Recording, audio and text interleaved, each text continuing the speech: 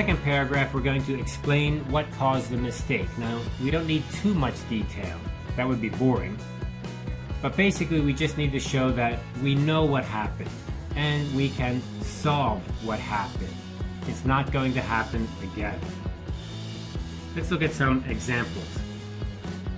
The manager of the store has been out of the country on a business trip.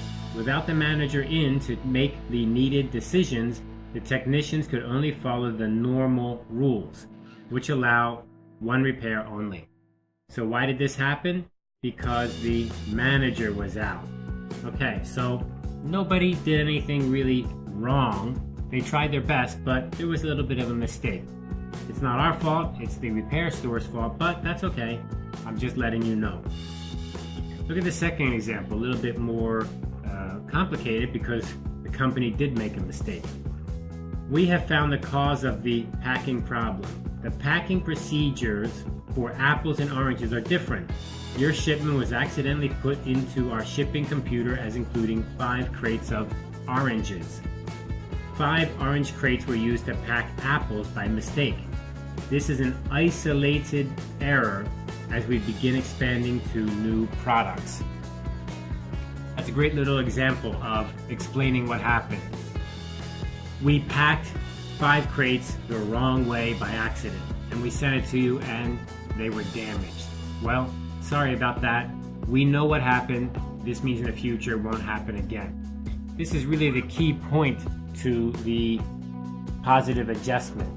Not only do you say yes and give the customer what they want, that's key, of course, but the other part is you show that in the future this will not happen again. You know, even if the customer likes my product, they don't want a situation where they receive a damaged product or sometimes it goes missing or something worse happens. They want to know that I'm reliable.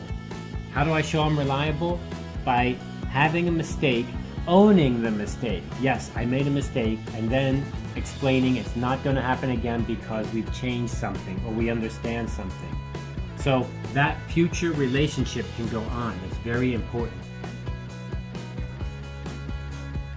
Let's look at the third paragraph. In the third paragraph, we want to be specific and mention the future. We want to continue the relationship into the future. Maybe we can also mention that we're going to try harder. We're going to try to not make mistakes in the future. We can talk about service, we can talk about products, we can talk about supporting our customers more.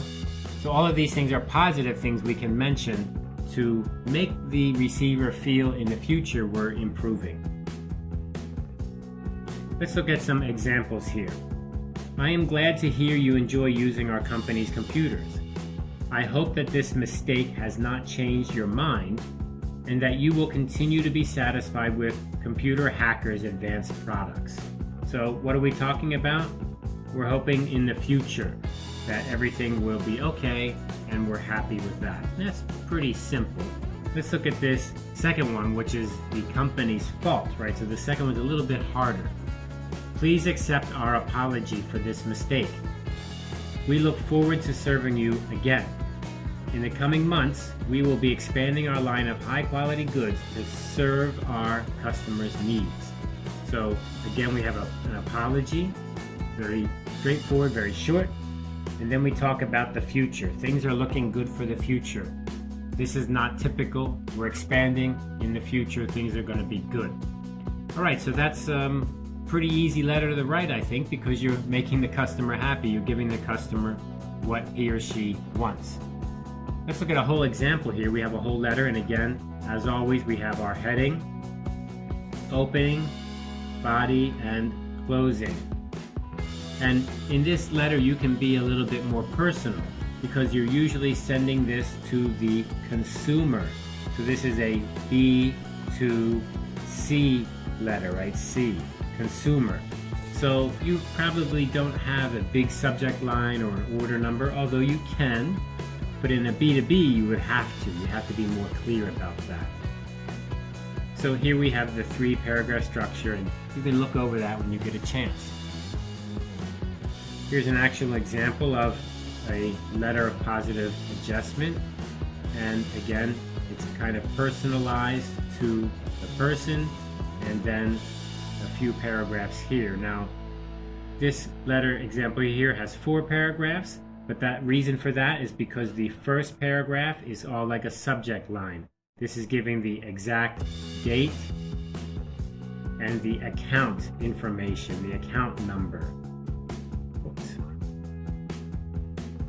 Account number, there we go. So the actual letter is just these 3 paragraphs here. And here's another example. Again, we have our heading, opening, body, and closing. And here we do have a subject line, and what's inside that subject line? An account number. So that makes it very clear. And then nice 3-paragraph structure. Of course, we would often receive these in email, and email is quite acceptable, especially for business to consumer.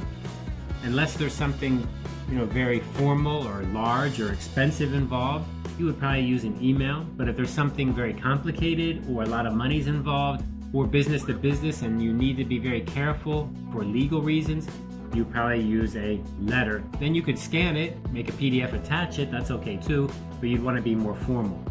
But business to consumer, we can be less formal. And so here's an example of an email.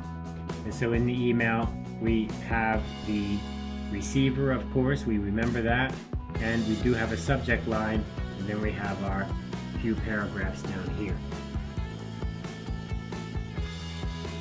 Okay, so that's the letter of positive adjustment. That is a good thing to do, and that should make everybody happy. Have fun with positive adjustments.